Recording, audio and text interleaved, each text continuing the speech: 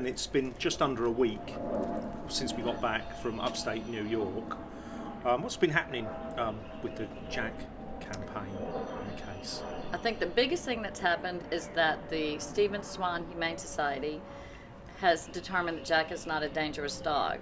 And so I believe that they've let the county court know that. They've reduced the price of the cage from $40 to, I think, maybe $15. And they've allowed Jack to come out and visit his family every day. He gets like 10 to 15 minutes visitation with his family. So that's huge, since he was staying in the cage for 24 hours a day for a month.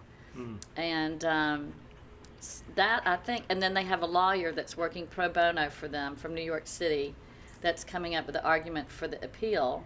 Right. And then they present that, because I don't think, do you automatically get an appeal? I think your argument has to be strong enough and they have to go, yeah, you're right. I mean, that's a good argument, so we'll let you take that. But, I mean, I don't know. Can they say that's not a good argument? And well, I think this was all caused by, this whole sort of situation that arose about them calling the hospital, and then it's just this little bite on this child's face, and then the dog gets taken away from them, and then you get this weird judge who is not really a judge, who is really he's a county judge, so he's and he's nearly 90 years old. Yeah, he's about 90 years old, and he is maybe a justice of the peace even, or even a notary public. And my father, as you know, is a semi-retired, but he still works half a day, trial lawyer, and he said that these county judges don't know the law, and they don't know how to apply the law.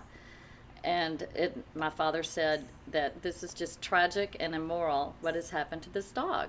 That they could come in and take your dog for a bite, that in testimony, I believe there was a nurse in the emergency room that looked at the bite on the child's face and said that looking at that bite, she could determine it was the bite from a dangerous dog. Which, as you know, my husband's a cardiovascular surgeon and has worked many, many, many, many hours in emergency rooms. And he said that is ridiculous. He said that's the most ridiculous thing he's ever heard. Right. And maybe that Judge Van Slyke, that was the kind of testimony that he took to heart. But you weren't very happy with him, I know that for a fact. No, I was not very happy with him at all. Standing in front of Judge Van Slyke's house, and I'm going to put a flyer in his mailbox, but I didn't really see a mailbox, so I'm going to try to find someplace up there to put this so that he knows that we know he lives here, and once we know it, other people will know it, so we better watch out. So here we go. If it had been my dog, I have to say, I'd probably be in Sing Sing now, because I would not let my dog, I just couldn't do it. I just couldn't do it. It's just so unfair. Yeah. So now we just have to wait and see how the appeal goes. Exactly. And hopefully get enough people in America upset about this, that the government can come in like stormtroopers and take your dog out of your house when you as a family have come up with a perfectly acceptable solution to this, which is to have him go live with his breeder in the country until they no longer have a toddler in the house. And for the government to take over and say, we know what's best, and our best is that we're killing that dog. Yeah. That is unacceptable on so many levels. Absolutely. That it just makes me furious. Absolutely. Because that means nobody's dog is safe. Yeah. Anybody, if you go to the hospital with a dog bite, they are required by law to call animal control, who will then can show up at your house and say, we're taking your dog. And there is nothing you can do because they're the law. Yeah. So that's pretty scary. It is scary, yeah. Yeah. It's every family's at risk from that intrusion. That's exactly right. Every single person with a dog, and think how many children have been nipped and bitten by dogs and required stitches. And in my day, when you did that, and so many people have said this on the Help Save Jack website, the parents would usually kind of spank the child and go, leave the dog alone. Now the government comes in, instead of the parent saying, we're going to handle this in whatever way they deem best.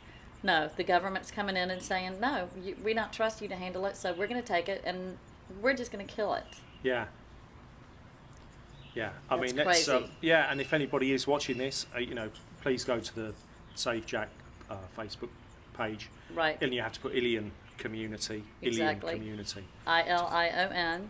to find that. Because there's an address to write the judge that will hear the appeal, Michael Dwyer. Right.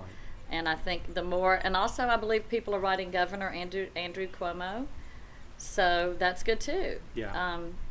But you've got to have like big numbers to do it, to make them pay attention. This is not acceptable. No, it's wrong. It's very wrong.